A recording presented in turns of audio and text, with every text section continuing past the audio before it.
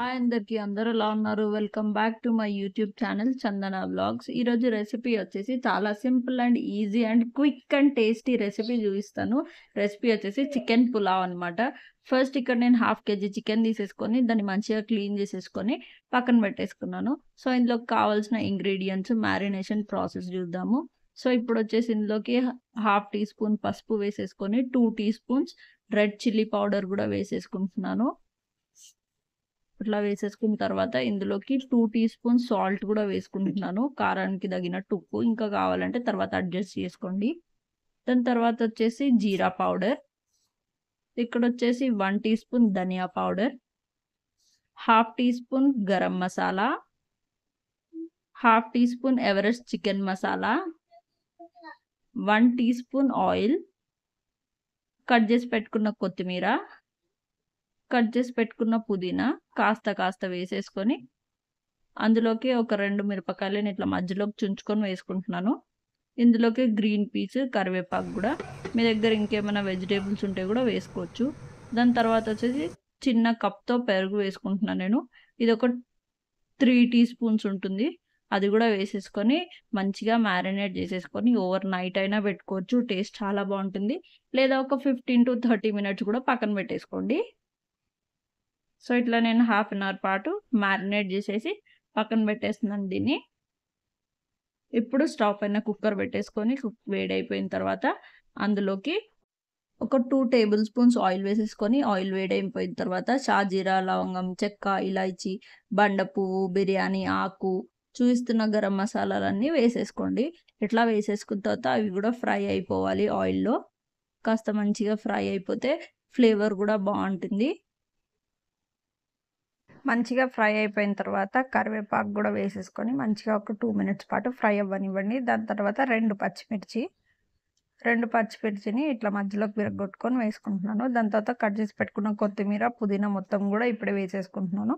అది కూడా మంచిగా క్రిస్పీగా ఫ్రై అయిపోవాలన్నమాట కొత్తిమీర, పుదీనా వచ్చేసి. దాని తర్వాత ఇక్కడ నేను వచ్చేసి 3 పెద్ద ఆనియన్స్ కట్ చేసి పెట్టుకున్నాను. అవి కూడా ఇందులోకి వేసేసుకొని మంచిగా కలుపుకుంటూ ఫ్రై చేసేసుకోవాలి. ఆనియన్స్ మొత్తం కూడా కలర్ చేంజ్ అయిపోయి గోల్డెన్ బ్రౌన్ వచ్చేంత వరకు మంచిగా ఫ్రై చేసేసుకోవాలి ఆనియన్స్ని. ఆనియన్స్ తొందరగా ఫ్రై అవ్వడానికి కొంచెం చిటికెడంత సాల్ట్ కూడా వేసేసుకోండి. దాని తర్వాత వచ్చేసి 2 టీ స్పూన్స్ కసూరి మేతి వేసుకుంటున్నాను. కసూరి మేతి కూడా వేసేసుకొని మంచిగా ఒకసారి కలుపుకొని మంచిగా ఫ్రై అవ్వనివ్వండి, మంచిగా మగ్గనివ్వండి ఆనియన్స్ని. సో ఇట్లా మధ్యలో కలుపుతూ ఆనియన్స్ గోల్డెన్ బ్రౌన్ వచ్చేంత వరకు కూడా మంచిగా ఫ్రై చేసేసుకోవాలన్నమాట. రెసిపీ అయితే చాలా సింపుల్గా ఉంటుంది, కానీ టేస్ట్ అయితే చాలా బాగుంటుంది. రెసిపీ ఖచ్చితంగా ట్రై చేసేసేయండి. దాని తర్వాత వచ్చేసి అల్లం వెల్లుల్లి పేస్ట్ అనమాట.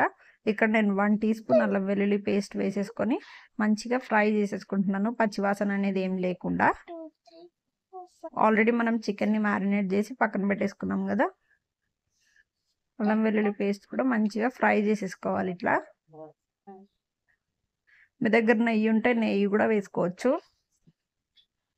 ఆయిల్ 1 టేబుల్ స్పూన్ వేసుకొని నెయ్యి 1 టేబుల్ స్పూన్ వేసుకుంటే కూడా చాలా బాగుంటుంది. సో ఇట్లా మధ్యలో కలుపుతూ మంచిగా ఫ్రై చేసేసుకోవాలి.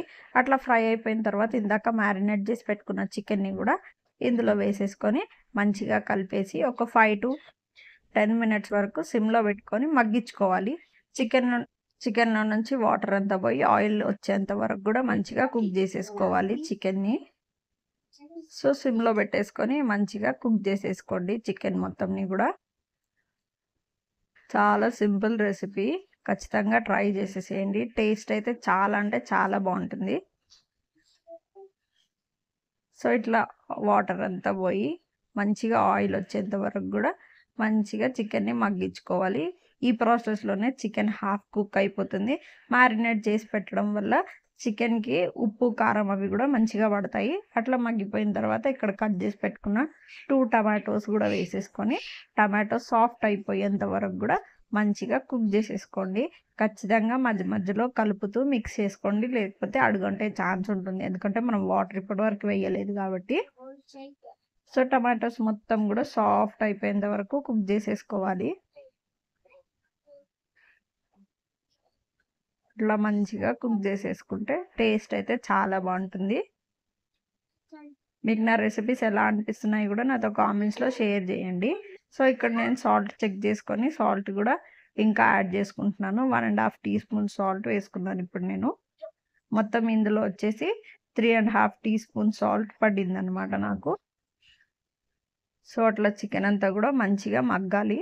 ఈలోపు మీరు ఈ 1/2 kg చికెన్కి 1.5 గ్లాస్ రైస్ తీసుకున్నాను నేను. రైస్ కూడా పక్కన కడిగి పెట్టుకొని నానబెట్టుకున్నాను అనమాట ఒక 15 to 20 minutes. సో ఇట్లా చికెన్ అంతా కూడా కుక్ అయిపోయిన తర్వాత ఇందాక చెప్పాను కదా 1.5 గ్లాస్ రైస్ అనమాట కడిగి పక్కన పెట్టుకున్నాను. ఒక 10 to 15 minutes నానబెట్టుకున్న రైస్ కూడా ఇందులోకి వేసేసుకొని ఒక 2-3 minutes పాటు అట్లా ఫ్రై చేసుకోవాలి వాటర్ వేయకముందు.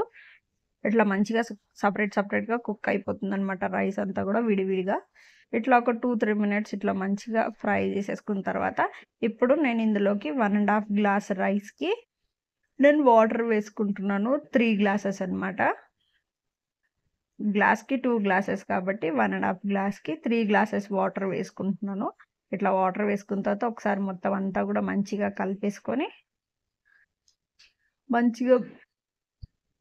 కలిపేసుకున్న తర్వాత మూత పెట్టేసుకొని కుక్ చేసుకోవడమే అనమాట.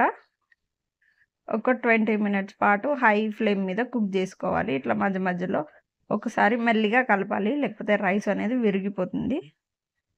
ఇట్లా మెల్లిగా కలుపుతూ ఒక 20 minutes పాటు హై ఫ్లేమ్ మీద కుక్ చేసుకొని దాని తర్వాత ఒక 10 minutes పాటు లో ఫ్లేమ్ మీద పెట్టుకొని మూత పైన ఏదైనా వెయిట్ పెట్టుకొని ఇట్లా దమ్లాగా పెట్టుకోవాలి.